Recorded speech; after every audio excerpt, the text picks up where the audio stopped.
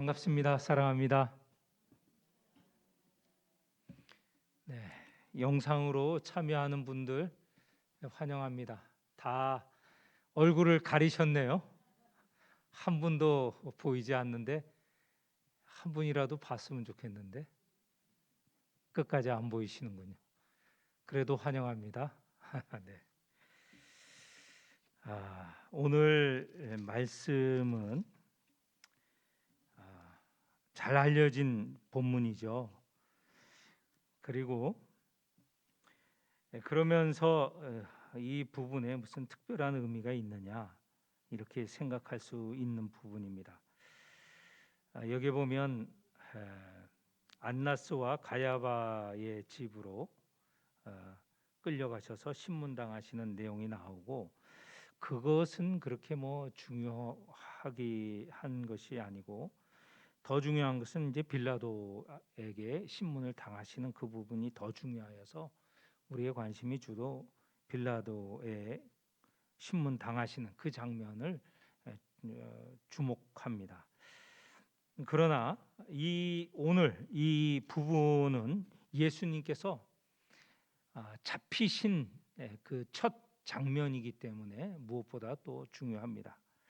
지금까지는, 오늘 본문 이전까지는 예수님께서 잡히신 것이 아니고 자유롭게 다니셨습니다. 지난 3년 동안, 공생의 3년 동안 예수님께서는 제자들을 거느리고 자유롭게 말씀을 전하셨고 이적을 행하셨고 많은 사람을 만났습니다. 그러나 오늘 이 장면은 예수님이 더 이상 그렇게 하실 수 없는 그런 지점이, 그런 시간이 된 것입니다. 이제 더 이상 당신이 원하시는 사람을 만날 수 있는 것도 아니고, 또 당신이 하고 싶은 말씀, 복음을 자유롭게 전할 수 있는 것도 아닙니다. 오늘 이렇게 제한이 되는, 당신의 몸이 잡혀 이제 제한이 되는 그런 시간이 왔습니다. 그러나 우리는 알죠. 예수님께서 잡히시고 신문을 당하셨지만 그런 가운데 십자가에 달리셨고, 복음의 가장 중요한 부분, 복음의 중심인 십자가의 죽으심을 경험하게 되셨습니다. 그걸 생각해 보면 예수님은 잡히셔서 오히려 더 복음을 증거하셨습니다. 말씀으로 아닌 몸으로, 목숨으로 복음을 증거하셨죠. 사도 바울도 그렇지 않습니까? 사도 바울도 자유로울 때 열심히 복음을 전하였습니다. 그러나 사도 바울 생애 여러 차례 감옥에 갇히게 되었죠. 감옥에 갇힌 그가 복음을 전하는데 제한이 있었습니까? 그렇지 않죠. 대표적인 게 빌립보에 잡혀 있을 때 상황입니다. 갇혀서 부자유한 게 아니고 오히려 복음은 더 왕성하게 전하여졌죠. 다 우리의 본이 되시는 예수 그리스도, 그분 십자가에 달리시기까지, 잡히시고 신문당하시고 십자가에 달리시고 그리고 죽임을 당하는 그런 상황에서 우리에게 구원의 복음, 사랑의 복음은 분명하게 드러났다는 것이죠.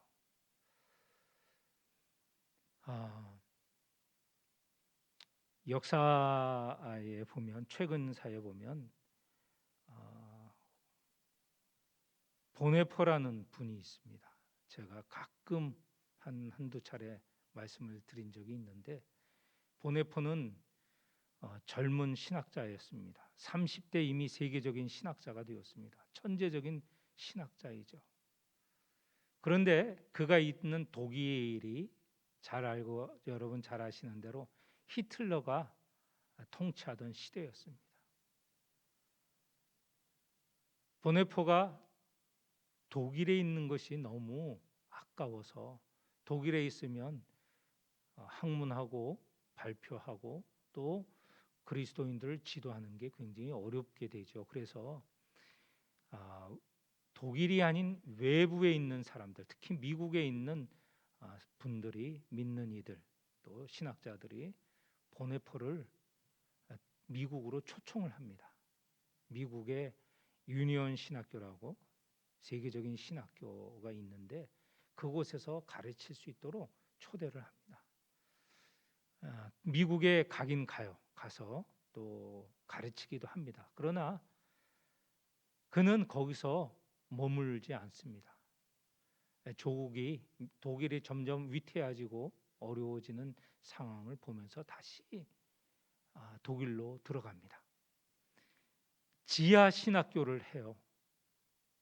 알려지지 않는, 그런 공개되지 않는 신학교를 운영을 합니다. 그리고 히틀러, 그가 더 이상 다스리지 못하도록 여러 사람들과 함께 음모를 꾸밉니다. 음모지만 사실은 나라를 바로 세우기 위한 일이죠. 그러다가 체포가 되어서 독일이 해방되는, 다시 말해서 독일이 히틀러가 망하기 얼마 안 돼요. 불과 몇 달도 남겨놓지 않고 감옥에서 순교를 당합니다. 죽임을 당하죠. 그의 나이가 40이 안 됐어요. 얼마나 아깝습니까? 30대 이미 세계적인 신학자가 되었고 많은, 그분이 앞으로 할 일들이 많다고 독일뿐만 아니라 미국이나 다른 나라에서도 주목하였고, 저 사람 너무 아깝다라고 생각할 수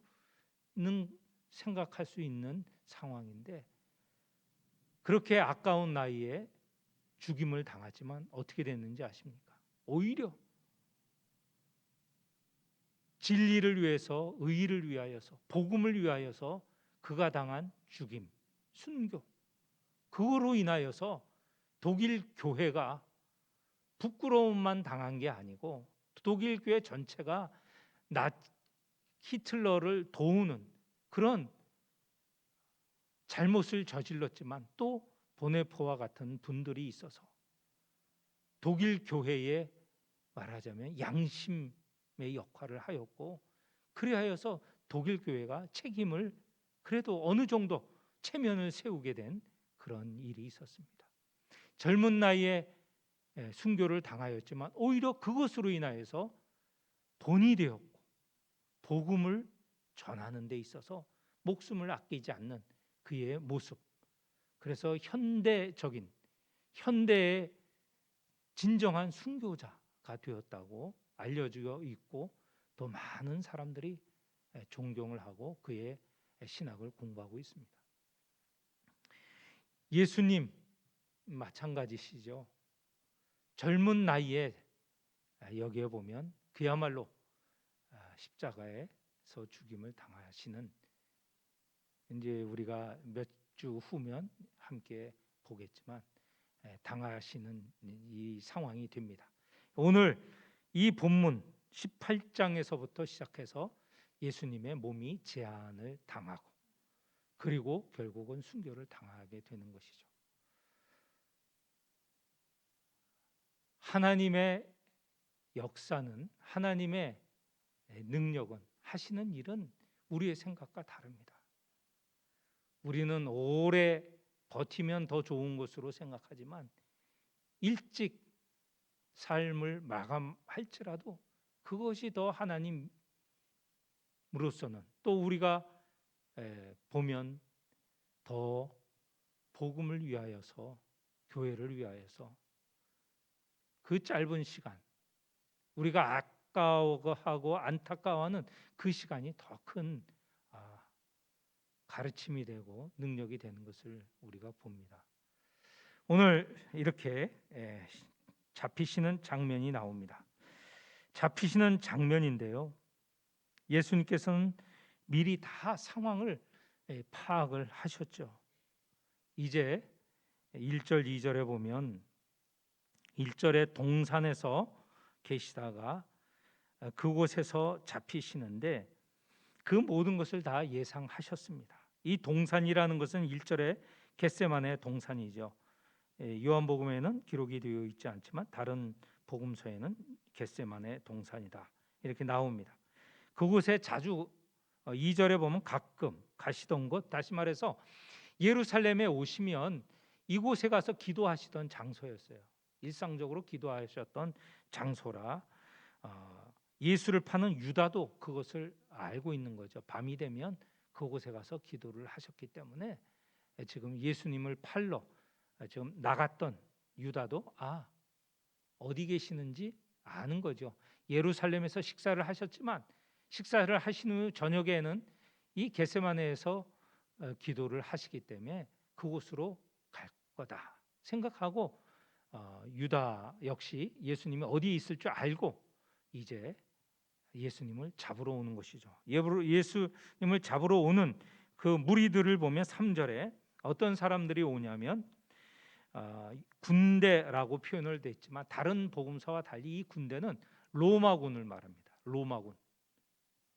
로마 군대를 말하는데 로마 군도 동원이 되었습니다. 그리고 대제사장들과 바리새인들에게서 얻은 아랫사람, 이거는 성전 수비대입니다. 성전 수비대는 유대인들이 지키는 것이거든요. 성전에 아무나 들어갈 수 없지 않다고 그러지 않았습니까? 이방인들은 성전 안으로 들어갈 수 없습니다. 그러니 이 성전 수비대는 유대 사람들이죠. 대제사장이 그 성전 수비대의 최고 책임자입니다. 그에게서 얻은 성전 수비대 군병들을 데리고 왔는데 그들은 지금이야 이 어딜 가든지 환하게 밝아 있지만 예전에는 달빛이 아니면 밤에는 빛이 없었죠. 그래서 사용한 것이 캄캄한 밤에 예수님을 분별하고 잡기 위해서 등과 횃불을 동원했고 무기를 가지고 이 동산으로 왔습니다. 예수님이 이런 상황을 미리 다 파악을 하셨죠. 4절에 보면 그 당할 일을 다 아시고 이 무리들이 군대들이 와서 나를 잡을 것이다 라는 것을 이미 다 아셨고 준비를 하십니다. 오히려 찾아오는 그 군대와 유다에게 말씀하십니다. 너희가 누구를 찾느냐? 그 무리들이 나사렛 예수라 할 때 예수님께서 내가 그니라. 잘 보이지 않는 예수님을 찾아서 잡은 것이 아니고 예수님 스스로가 드러나신 것이죠. 스스로 잡히신 것이죠. 이제 더 이상 피할 이유가 없다고, 이제는 바로 영광을 받으실 때라고 이미 앞에서 계속 말씀하고 있지 않습니까? 영광을 받는다는 것은 십자가에 달리시고 죽임을 당하시고 사흘 만에 부활하시고 승천하신 이 모든 것이 다 영광이라고 말씀을 드렸습니다. 영광을 받으실 날이 됐다 해서 이 군대 앞에 스스로 드러나신 것이죠. 그것이 반복이 됩니다. 6절 보니 예수께서 그들에게 내가 그라, 내가 나사렛 예수라 하실 때에 사람들이 깜짝 놀랐습니다. 예상을 하지 못했던 거죠. 불을 밝혀서 그를 찾으려고 했는데 예수님께서 탁 드러내시고 내가 그라고 하니 그 당당함에 깜짝 놀란 거죠. 그래서 여기에는 표현이 6절 하반절에 보면 물러나서 땅에 엎드려졌다 이렇게까지 표현을 하고 있습니다.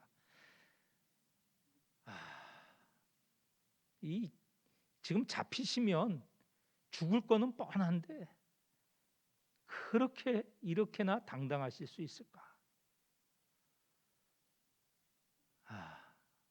어떨까요?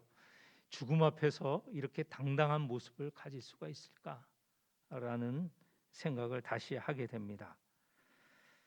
그러면서 예수님께서는 당신이 그라고 하는 이 당당한 표현을 하시고 나서 8절 하반절에 보면 나와 함께 있는 이들, 다시 말해서 제자들은 잡아가지 말라라고 요청을 하십니다. 8절 중반에 보면 나를 찾거든 이 사람들이 가는 것은 용납하라. 이 사람들이 제자들 아닙니까? 9절에 보면 왜 그러냐면 지금까지 내가 잡힐지라도 내 사람들은 하나도 잃지 않을 것이다라고 미리 이미 말씀을 하시지 않았습니까? 거기에 따라서 9절 이는 아버지께서 내게 주신 자 중에서 하나도 잃지 아니하였사옵나이다 하신 말씀을 응하게 하려 한다는 것이죠. 그래서 마지막 순간까지 잡히시는 그 순간까지 제자들은 보호하시려고 하는 이 스승의 모습을 우리는 볼 수 있습니다.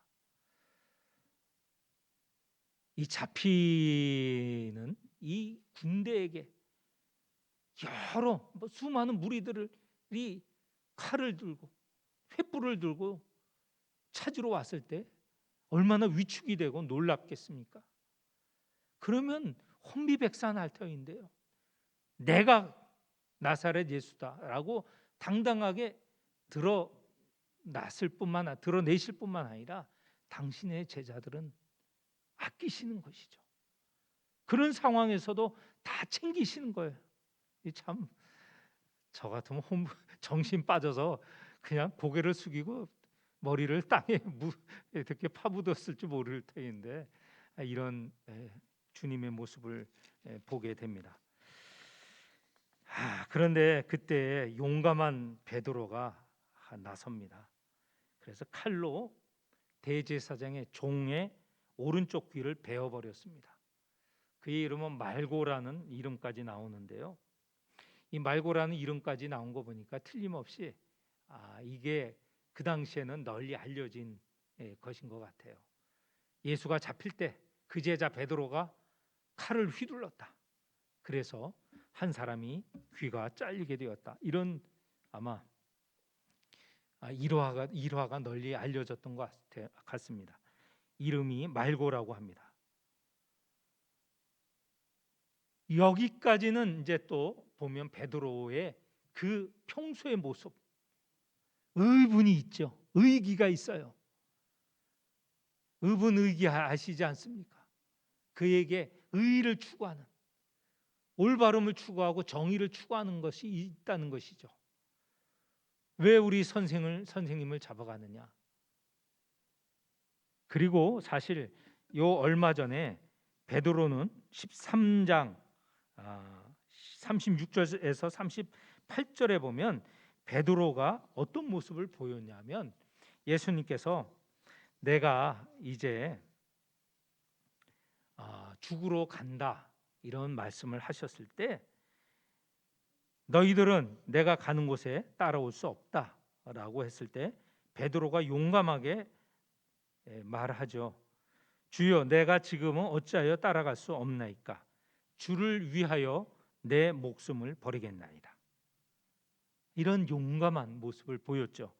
그럴 때 예수님께서 내가 나를 위하여 네 목숨을 버리겠느냐? 사실은 내가 미리 말하는데 내가 닭 울기 전에 3번 나를 부인할 것이다. 이런 말씀을 하셨습니다. 그런데 지금 우리가 읽는 이 10절까지는 죽으러 가시는 예수님, 지금까지는 따라왔어요. 지금까지는 따라왔습니다. 그러나 이후에 우리가 볼 본문에서 거기까지입니다. 그래서 먼저 베드로를 한번 따라가 보겠습니다. 예수님께서 잡혀서 안나스라는 대제사장의 집으로 끌려가십니다. 안나스는 지금은 현재 대제사장은 아니에요. 지금은 대제사장이 가야바입니다. 전직 대제사장이죠. 성경에 보면 대제사장들이라고 나오는데 대제사장은 한 사람입니다. 한 사람. 근데 왜 대제사장들이라고 하느냐? 이전에 대제사장이었던 사람들도 그냥 부르기를 대제사장이라고 부릅니다. 한 번에 대제사장은 한 사람입니다. 지금은 가야바가 대제사장이고 여기에 12절에서 나오는 안나스는 전직 대제사장이고 전직 대제사장인 이 안나스는 현직 대제사장의 장인이에요. 장인. 그러니까 장인이 대제사장이었다가 그 대제사장직이 사위에게 이어진 것이죠. 그런 상황입니다. 대제사장직은 때로 이렇게 그 아들에게도 이어지기도 합니다. 이 당시에는 누가 대제사장을 결정하느냐? 물론 유대인들 가운데 정해지지만 로마의 허락을 받아야 대제사장직을 얻을 수 있었죠. 아무튼 이때 전직 대제사장인 안나스의 집에 이제 끌려가는데요. 그 안나스의 집인지 아니면 가야바의 집인지 오늘 요한복음에서는 명확하지는 않습니다. 그러나 아무튼 어떤 대제사장의 집이든 간에 지금 베드로가 선생님이신 예수께서 잡히셔서 지금 끌려간 곳에 따라갑니다. 거기까지는 그래도 용기가 지금 남아 있어요. 그죠? 그런데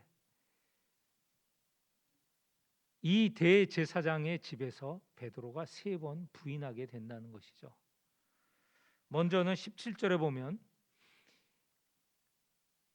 대제사장의 집 문 내에서 일어난 일입니다. 문 지키는 여종이 베드로에게 물어봤죠. 너도 이 사람 예수님을 말하지 않습니까? 이 사람의 제자 중 하나가 아니냐 했을 때 베드로가 마치 이제 나락으로 떨어집니다. 나는 아니다. 이게 조금 전까지 칼을 들어서 대제사장의 종의 귀를 벤 사람인데 그리고 대제사장의 집까지 따라오긴 했습니다만 지금 여기서 그만 무너지고 맙니다.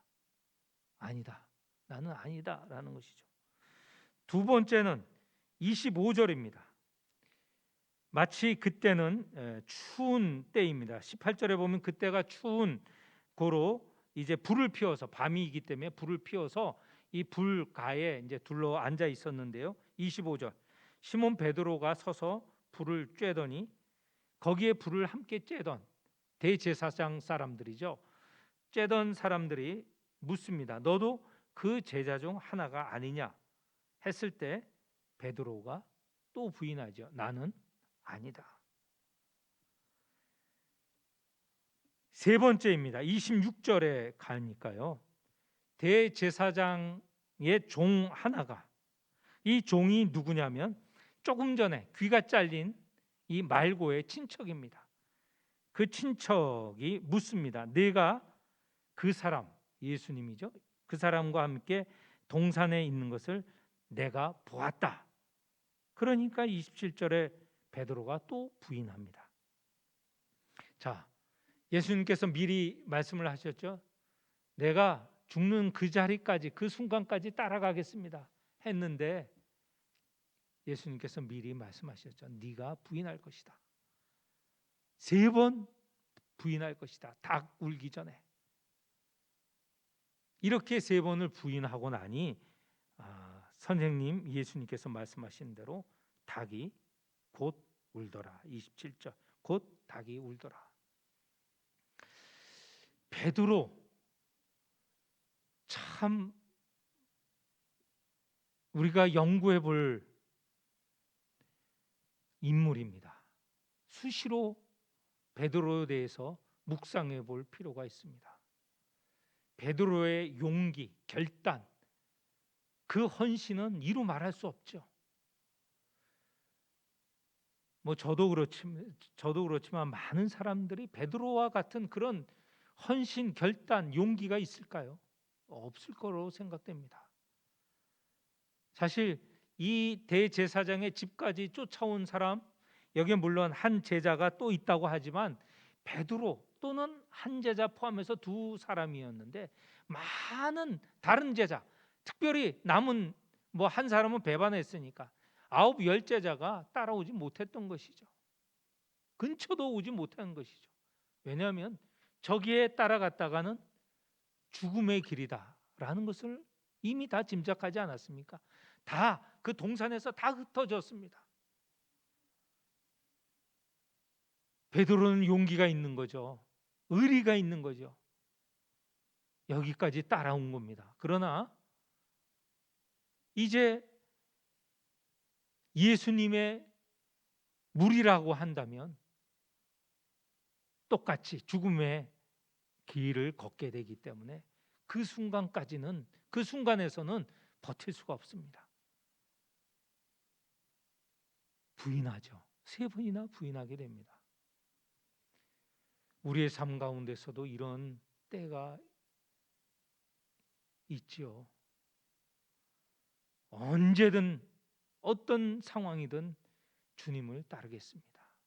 뭐 누구에게 공포해서가 아니고 내 마음속에 그런 작정들을 하죠. 그러나 때로 넘어지고 부인하고, 이 부인한다는 게 공개적으로 난 예수님을 몰라, 난 예수님 더 이상 믿지 않기로 했어, 그거 그렇게 하는 것은 아니지만 예수님이 가신 그 좁은 길, 죽음의 길, 그 어려운 고난의 길을 따라가느냐, 매번 결단하고 결심하지만 중간에 멈추어 서고 가다가 넘어지고 좌절하고 마는 것이 나의 모습이었던 걸 생각하면 이 베드로의 모습은 충분히 이해가도 가고요. 충분히 우리의 모습을 반영하는 거구나라고 고백을 할 수 있을 것입니다. 자, 베드로 그는 여기서 실패했습니다. 그러나 우리는 이 복음서 전체를 보면서 알게 되죠. 부활하신 예수님께서 그를 다시 일으켜 세우십니다. 내가 나를 사랑하느냐? 3번을 묻죠. 3번 부인한 베드로에게 3번을 묻습니다. 다 치료의 과정이죠. 치유의 과정이죠. 회복의 과정입니다. 주님을 버렸다는 그 철저한 자기의 부족함을 다시 채워가는 과정이죠. 우리도 그렇습니다. 주님께서 우리가 부인하고 우리가 좌절하고 실패할 때 그냥 두시지 않는 것이죠. 다시 부르십니다. 다시 옆에 서 계시고 함께 하시면서 우리를 부르시죠. 다시 일어나라. 내가 너와 함께한다. 나를 의지하라. 이런 부르심이 있는 것이죠. 자, 이런 가운데 주님의 모습은 참으로 당당하십니다. 이미 군사들에게 내가 그다라고 말씀을 하셨고, 또한 그 대제사장 앞에서 당당하게 당신을 표현하십니다. 19절에 보면 대제사장이 예수에게 그의 제자들과 그의 교훈에 대하여 물으셨을 때 예수님께서 이처럼 대답을 하십니다. 내가 드러내놓고 세상에 말하였다. 내가 어떤 사람들과 같이 비밀리에 모여서 비밀스럽게 가르치고 배웠던 것이 아니고, 나는 나의 가르침, 나의 복음을 모든 이에게 드러내놓고 다 얘기했다. 너희들이 귀를 열고 듣지 않고 마음을 열고 받아들이지 않기 때문에 문제이지 나는 다 이야기를 하였다라는 것입니다. 20절 21절 내가 드러내놓고 세상에 말하였노라. 모든 유대인이 모이는 회당과 성전에서 항상 가르쳤고 은밀하게는 아무것도 말하지 아니하였거늘 어찌하여 내게 묻느냐? 내가 무슨 말을 하였는지 들은 자에게 물어보라. 그들이 내가 하던 말을 아느니라.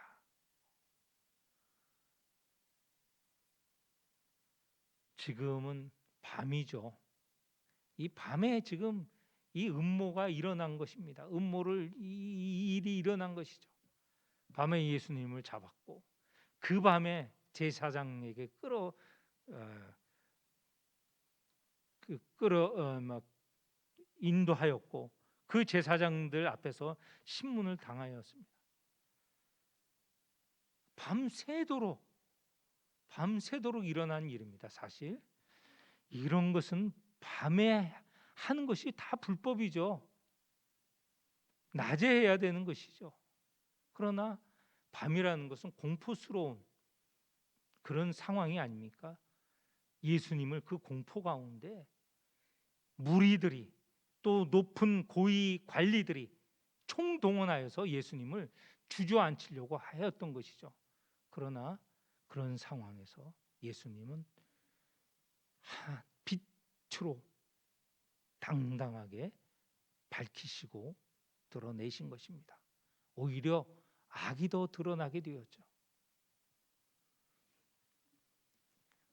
내일과 다음 주와 그 다음 주에 계속 보시겠지만 처음에 말씀드렸던 것처럼 부자유스러운 것이 예수님을 가두게 할 수 없습니다. 진리를 가두게 할 수 없습니다. 오히려 이런 상황에서 예수님의 말씀은 더 분명히 드러나게 되었고 예수님의 그 구원의 역사는 더 밝히 드러나게 되었습니다. 예수님에게는 어떤 상황이 그분을 제약할 수 없습니다. 제약할수록 오히려 더 구원의 소식은 명백해지는 것이죠. 오늘 우리의 상황이 어떻든지 간에 우리 주님은 제약을 받으시지 않습니다. 주님을 의지할 때 우리의 상황을 전부 이끌어 주시고 이기게 하시고 승리케 하십니다. 오늘 우리 주님을 믿고 의지하는 성도들이 다 되시기를 축원합니다.